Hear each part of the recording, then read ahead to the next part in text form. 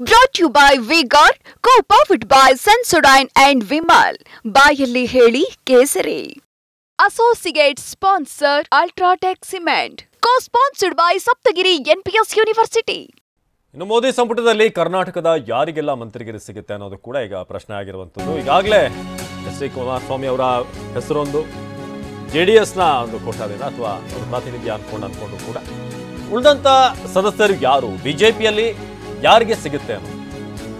ಶೋಭಾ ಕರಂದ್ಲಾಜೆಗೂ ಕೂಡ ಸಚಿವ ಸ್ಥಾನ ಸಿಗುವಂತ ಸಾಧ್ಯತೆ ಇದೆ. ಕರ್ನಾಟಕದ ಮೂವರಿಗೆ ಅಥವಾ ಇಬ್ಬರಿಗ ಅನ್ನೋದು.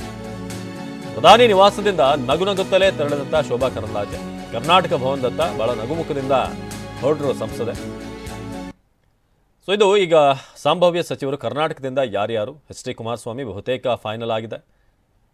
ಆದರೆ ಬಿಜೆಪಿಯ ಪ್ರಾತಿನಿಧ್ಯ ಅನ್ನೋದಿಲ್ಲಿ ಪ್ರಹ್ಲಾದ್ ಜೋಶಿ ಹಿಂದೆ ಕೂಡ ಸಚಿವರಾಗಿ ಸೇವೆ ಸಲ್ಲಿಸಿದಂಥವ್ರು, ಜೊತೆಗೆ ಪ್ರಧಾನಿ ಅವರ ಒಂದು ಕ್ಲೋಸ್ ಸರ್ಕಲ್ನಲ್ಲಿ ಗುರುತಿಸ್ಕೊಂಡಂಥವ್ರು. ಇನ್ನು ಬಸವರಾಜ ಬೊಮ್ಮಾಯಿ ಈ ಬಾರಿ ಹಾವೇರಿಯಿಂದ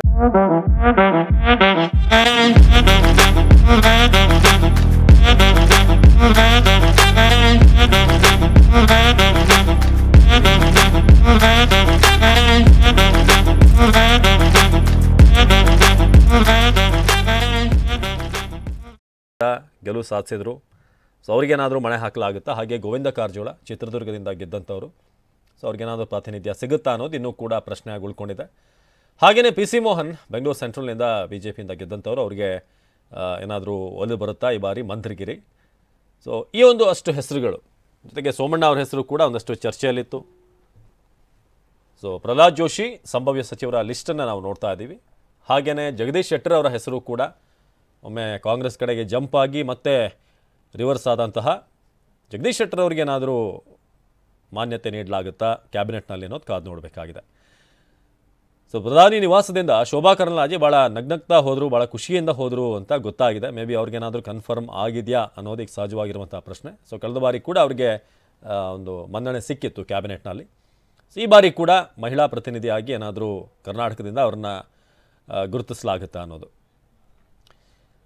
ಸೊ ಈ ಬಾರಿ ಪರಿಸ್ಥಿತಿಗಳು ಸ್ವಲ್ಪ ಭಿನ್ನವಾಗಿದೆ. ಸೊ ಹಾಗಾಗಿ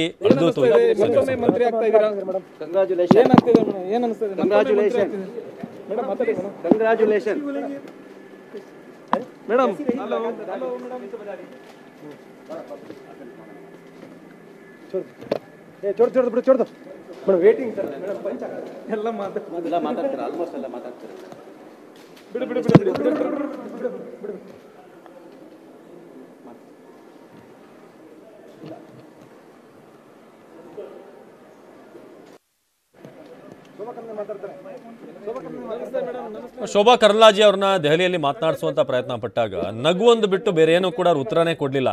ಅಂದರೆ ಕನ್ಫರ್ಮ್ ಆಗಿದೆಯಾ ಅಥವಾ ಏನಾದರೂ ಏನು ಹೇಳಬಾರ್ದು ಅಂತ ಕಾನ್ಫಿಡೆನ್ಷಿಯಲ್ ಆಗಿ ಇಡುವಂಥ ಪ್ರಯತ್ನನೋ ಗೊತ್ತಿಲ್ಲ.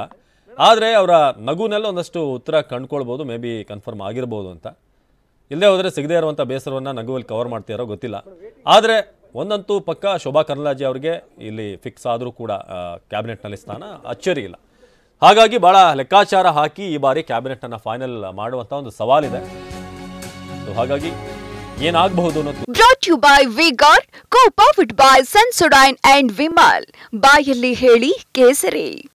Associate sponsor Ultratech Cement. Co-sponsored by Saptagiri NPS University.